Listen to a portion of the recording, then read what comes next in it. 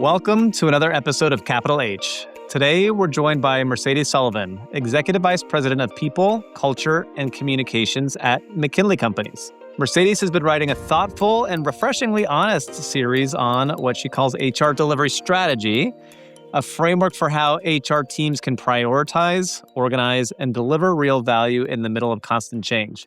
Today, we're going to dig into her approach into rethinking the role of HR, how to build structure around work instead of just reacting to it, and what it looks like to lead people and culture on the front lines of a large organization. So, Mercedes, thank you for joining us. Why don't we start simple? Give folks a little bit of an introduction to yourself and your background and your role at McKinley. Yeah, thanks, Kyle, for having me here. We're going to have lots of fun talking delivery and time to nerdy it up. So yes, I'm Mercedes Sullivan, and as you said, I am the head of HR for McKinley, which is a workforce housing organization. And while this organization is about 500 people and about 90% of my employees are blue collar, I do want to give you the background that before joining this organization a year ago, I spent about 11 or so years at a 16,000 person global 24 country organization. And I was the head of the program management office for HR. So a lot of my framework and thinking comes from that experience leading delivery strategy. And now I have the experience of a year into doing it for a smaller organization that is blue collar instead of white collar. It's different. So the context of today is both how do we think about a delivery structure and strategy, but also the importance of putting it within context of your specific needs. Which I love because it's very easy to see all the different thought leaders, researchers, you name it, that sometimes, as we've discussed, can feel very oriented at one type of company or one type of workforce segment, right? I know that there are people craving for contextualized for me at a 50-person company, a 500-person company, a blue-collar workforce versus a knowledge worker, right? So hopefully folks get a lot of that from today. So Mercedes, you've written about how HR is expected to do everything. And I think many people have felt it's not only do everything, but continue to do everything with less, right? So what made you actually want to then go define what HR delivery means to help people get their arms wrapped around this topic? Yeah, what a good question. And let me preface this by saying that before I joined HR, I was actually in IT for a bit. So I learned how to do system thinking and delivering in an agile way of working. And I'm like, why can't we apply that to HR? So as I moved into HR and I became the head of the program management office at the large organization I was speaking about, I realized, oh my Lord, I inherited 145 projects. The HR VPs were asked to do a gazillion things for the different lines of businesses. We were doing operational work. Then we were doing compliance work. We got hit with COVID. I'm like, well, wait, we're operational people strategy. How do you prioritize? Because I supported 13 leaders. So wait a minute, we have to have a framework for delivery so that we can prioritize continuously, because otherwise we're just not going to make it. If we keep relying on hustle, we were already burnt out, Kyle, you know us. We're like chugging along and I'm like, all right, we're not going to make it. And then as technology increasingly got faster and we're expected to deliver more and more cross-functionally, I'm like, wait, we definitely need timeout. We need to think differently about how we deliver.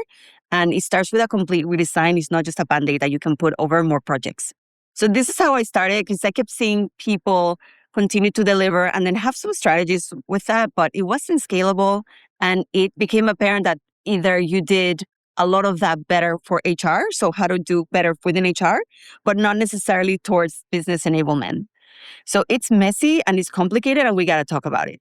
Yeah. And I think you noted the last 5, now beginning of year 6, has been a lot on the function, right? COVID changed and it put HR as a profession in the spotlight. Gen AI, agentic AI is again putting the profession in the spotlight. I think someone the other day was like, this is actually the 100-year anniversary of the HR profession. It's been 40 years since the term strategic HR has been coined. And oftentimes many HR people, it's just like, oh, let me throw on my superhero cape and figure it out, right? But that doesn't lead to a sustainable model for the people in the roles. And so you said a couple things there. This delivery strategy approach helps people prioritize, which is super critical. You've also shared that delivery is not the same thing as implementation or a project or a program. So can you share a little bit about like how are you drawing that distinction and why it's so important for leaders to understand? Yeah, what a good question, because I didn't understand myself. I was like, you implement, like you have a project that you implemented. That's delivery. Until I realized, no, if I really want to move to a product like mindset in which I'm starting by understanding my business outcomes. And then from there, what is it that then HR delivers against those outcomes? So those become my offer, like my product or my offer. If I'm thinking of delivery, I cannot just think of the tactics that I deliver to deploy them or the projects. I need to think about what is it that I offer? What is my core value proposition? How does that translate into products and services or people strategies?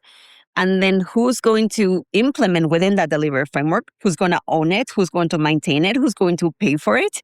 All of these things. Who's going to get the voice of the employee to then continue to add value ongoingly? All of that architecture, infrastructure is the delivery strategy. Implementation is simply a project or a thing that you deliver, that you put in place as part of that bigger picture. And I think it's a really important distinction because a lot of us have a lot of implementation plans. We implement technology, but we don't have who is the owner of this body of work continuously, cross-functionally, that delivers and maintains it, et cetera. Yeah, which if I reflect on conversations that I have with any number of organizations who have implemented technology or a thing in the recent years, then it's like, oh, well, 1 year later, 2 years later, how are you doing on maintaining that thing? Right? Are you still either uptaking technology or taking the lessons learned and continuing to optimize and improve on what you did? And many people say no, right? And at Deloitte, about a year ago, we kind of introduced what we called a new math equation, which is you need to pair your discrete investments with a sustainable practice. And that led to ongoing value creation, which I think is part of what you're getting at here as well. Yeah, and I'm going to give you a perfect example of this. Two, actually, and people will hopefully relate. One is onboarding. Onboarding as a project. Someone's like, onboarding is broken. Let's fix it. And then we get 4 or 5 people together. We implement onboarding, some enhancements. And then in a year, I'm like, well, how are we doing? Is experience better? Like, what are the metrics? And now we're like, we don't know. We went live with it. I'm like, oh, okay. So obviously a year later, you have the same problem. Same thing with who owns the offer letter. Who owns the offer letter? And it was like that meme from Spider-Man that's pointing at like 3 Spider-Mans. No, it's legal. I'm like, well, it's not me. And I quickly discovered that the issue is that people didn't want to get saddled with, oh, I'm going to own this cross-functional thing. And now I own the project management or delivery ongoingly. So this is where, for my organization at least, I moved from projects to products. So I literally just started with attract, onboard, develop, so on and so forth. So we try like 6 things. And we put product owners against that and a group of cross-functional teammates to work through those practices. Now, that's still really kind of HR focused. You can define your product in many ways. I know the people in our industry get feisty when we're like, the product is not HR, it's the work and the organization. It really depends on the context of how large your organization is. In my smaller organization, my product is more pure business enablement. I'm literally on the field with people redesigning sales practices, but you can apply the same thinking within HR for, your onboarding processes or your talent development processes. And it's really a mindset shift first and thinking differently about how you fund it, thinking differently about who maintains it and how you get the feedback to continuously deploy. And it's a big shift for older organizations sometimes. So you mentioned the products that you put in place for McKinley. You shared in your background as well, IT before HR, kind of the systems thinking mindset. In part of your writing, you noted that sometimes folks jump straight into like the solutioning. Oh, if we only turn this into a product approach, everything will be solved, right? But that doesn't necessarily bring clarity to the why are we doing this? They just go straight to the how. So how do you think organizations need to like tackle this, right? In terms of starting with a why before moving into the how? To be clear, like the products that I deployed that was at my older organization, the larger one, within McKinley at my smaller one, because my context is much smaller, I get the opportunity to work with my product as the actual work, redesigning work, which is very exciting. But regardless what your question applies, I think we really get very happy to start delivering value or adding value within our own HR language. And we're like, I'm just going to do a project. We don't pause to say, what is the business strategy? So business first, HR second. It's people enabling the business outcome.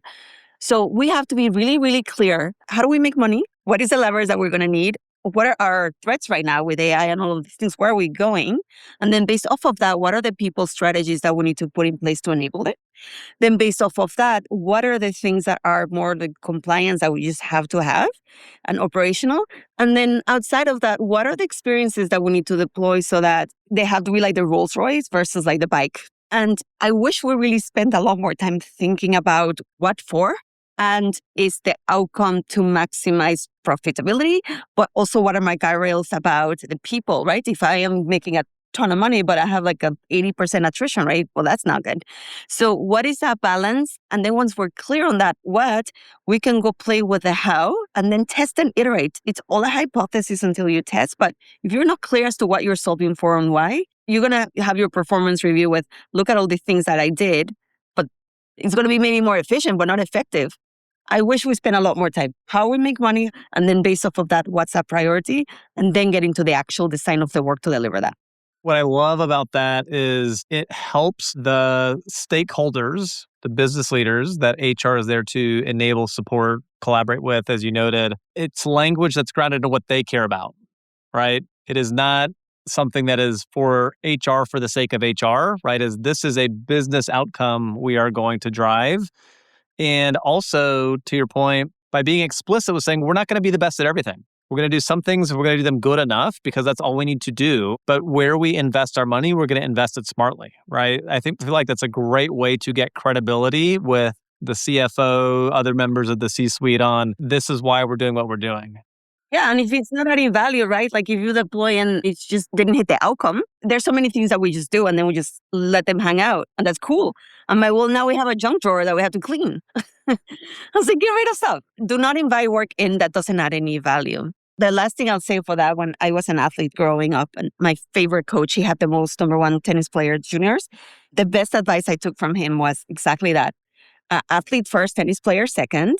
And what's your weapon? How are you crafting the point so that you're most likely to win it?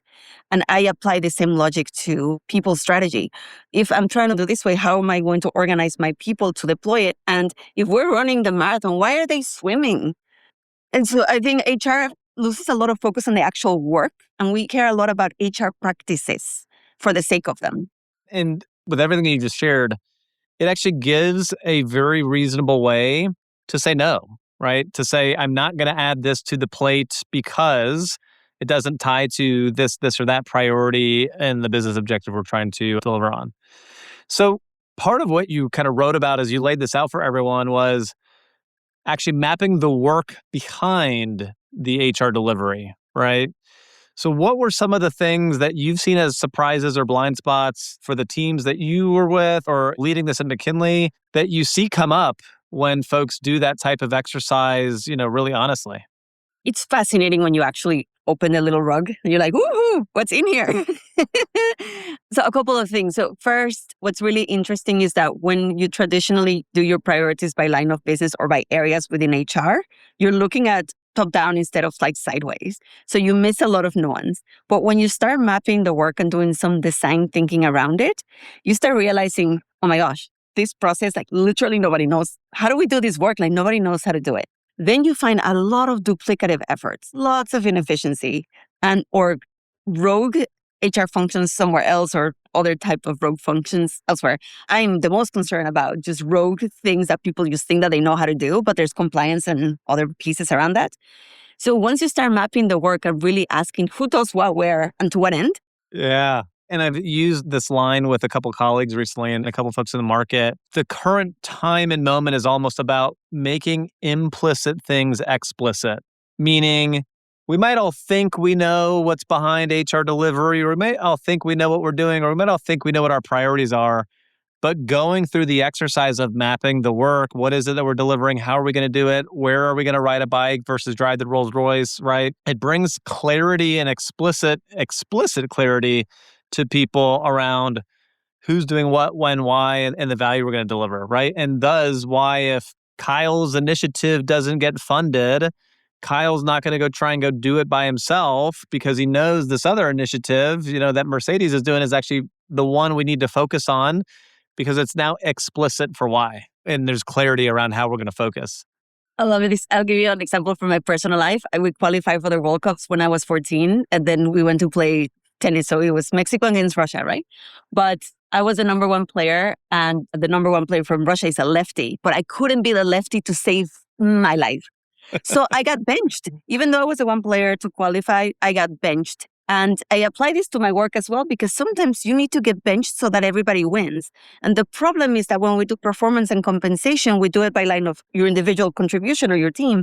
And we may then do all of this delivery strategy. Let's work like a team, let's unite. But then we go and comp people for doing the one shiny thing from their area. But without mapping the work, you're correct. We don't understand what we have. And then you would have the prerequisite for understanding what AI can help you do, what's best based on the work that you mapped. What is then now the best way to redesign that work? Not just automate it. That's old school.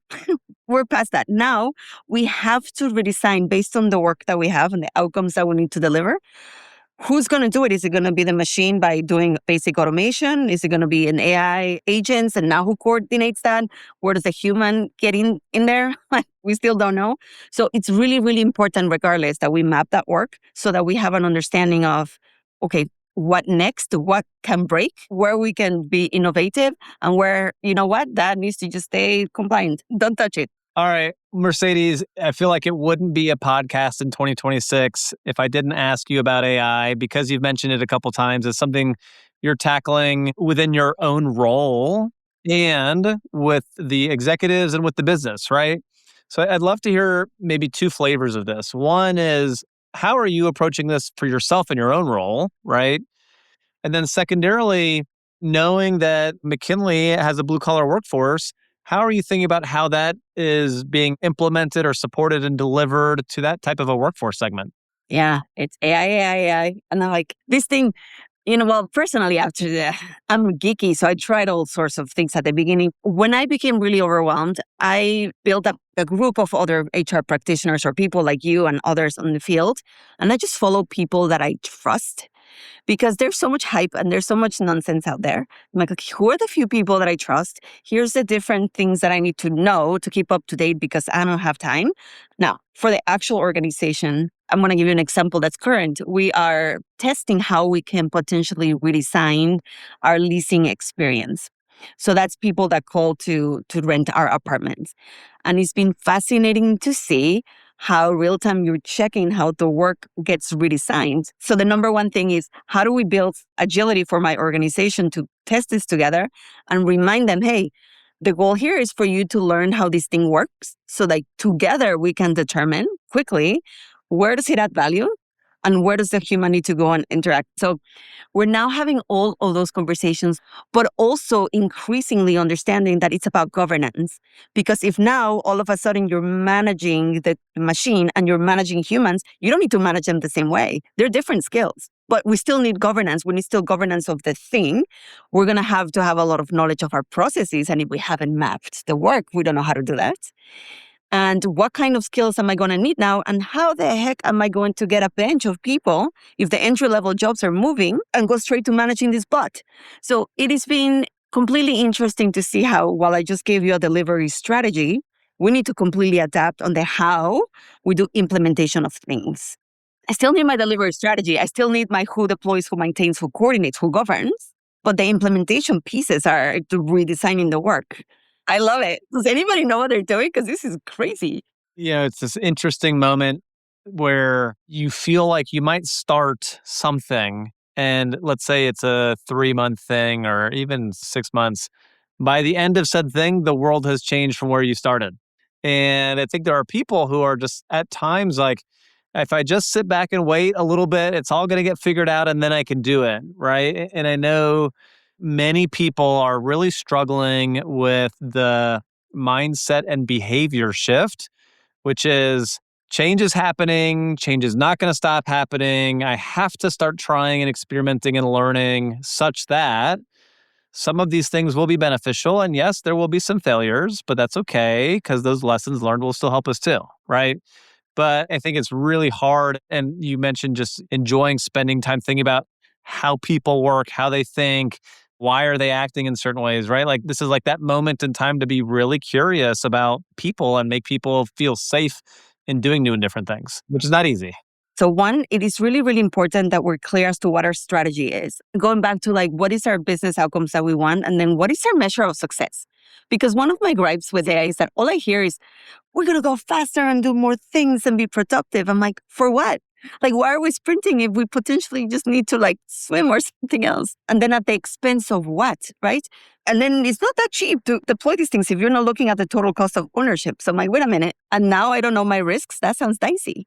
So be clear. Hey, I am not deploying this to replace you.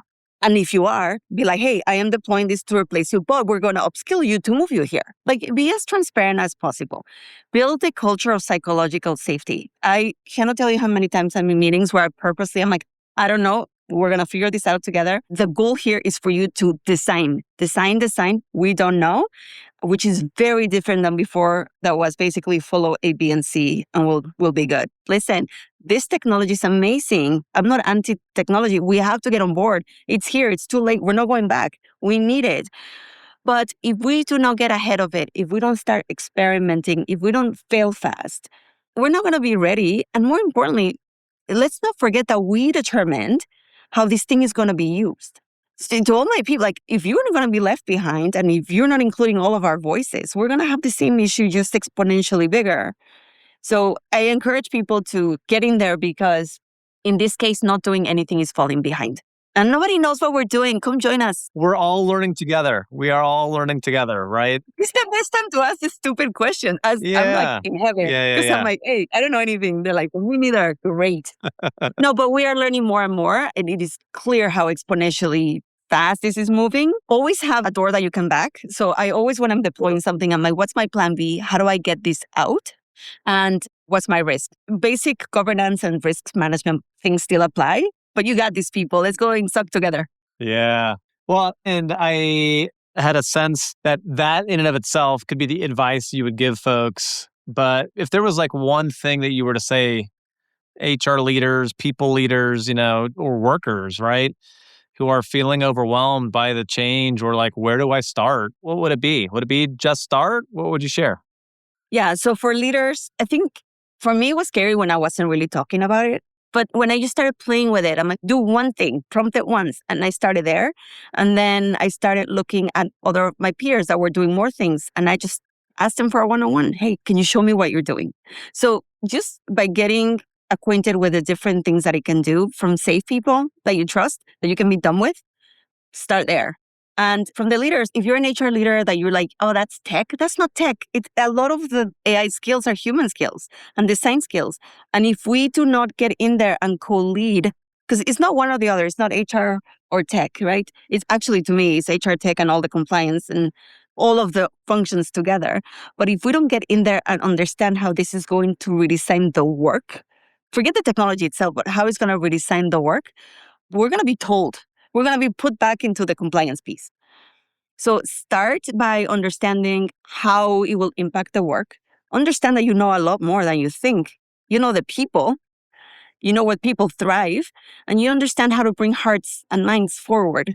So get in there and own the things that you don't know and learn together. And then for individual contributors, test things out, try them out, take classes, play around with it, fail forward. You either win or you learn. Yeah, I love that. And thank you for everything that you shared. Anything else that like you didn't get out that you'd like to make sure that you do? I think for me, the bottom line is understanding the business outcomes and then putting the people strategy. But really, really importantly lately is that if we're feeling really overwhelmed, look at the context. It's like in your personal life when you're feeling a little overwhelmed because you're seeing everybody else and you're comparing, but everybody else is not you. I want my HR leaders to remember that they know their business really well. And while AI may be changing things and their statistics and all that stuff, always look at your function, right? For me, 90% of blue-collar workers are not as impacted. It's my other 10-ish% or other pieces that are more impacted right now. And I need to approach that very differently than if I still was in my white-collar organization. So trust yourself and your context a lot more. Look inward and then find people similar to you that are testing things out. That's going to be your biggest source of information than the bigger trends. They're important to follow, but they're easily overwhelming when you just feel like maybe you're missing something when you're not. Mercedes, if I just were to summarize a few things from our conversation to recap for folks, right? One is you need to think explicitly about delivery versus implementation. There are things that are ongoing that aren't just projects. And if you are clear about that, it will help you prioritize what you do, why you do it, how you do it, and say yes or no to things as they come up throughout the year. Because as we know, plans are not static, right? Number two, you need to have those things be very much linked to business outcomes, right? What is the business trying to do? What's our strategy? How does this tie to the workforce we have or our customers? And what are they wanting and expecting from us, right? And then number three, by bringing that structure, by bringing that clarity, it can help give people a sense of why we're doing what we're doing, where we're going to invest, and how we make progress, along the way together. And throughout all of that, acknowledge your HR team is humans, your cross-functional stakeholders are humans, your customers and candidates are humans, and show up in the moment acknowledging the tensions that businesses and humans are facing and how we can navigate that together. And whether it's AI or something else, like learn, get out there, get started, and think about how we're all going to navigate this moment together. All fair. And at the end of the day, too, is the technology in service of the human. And I hope we never forget that, because more than ever, the human skills are what's going to make us thrive with this new incredible technology that I'm rooting for.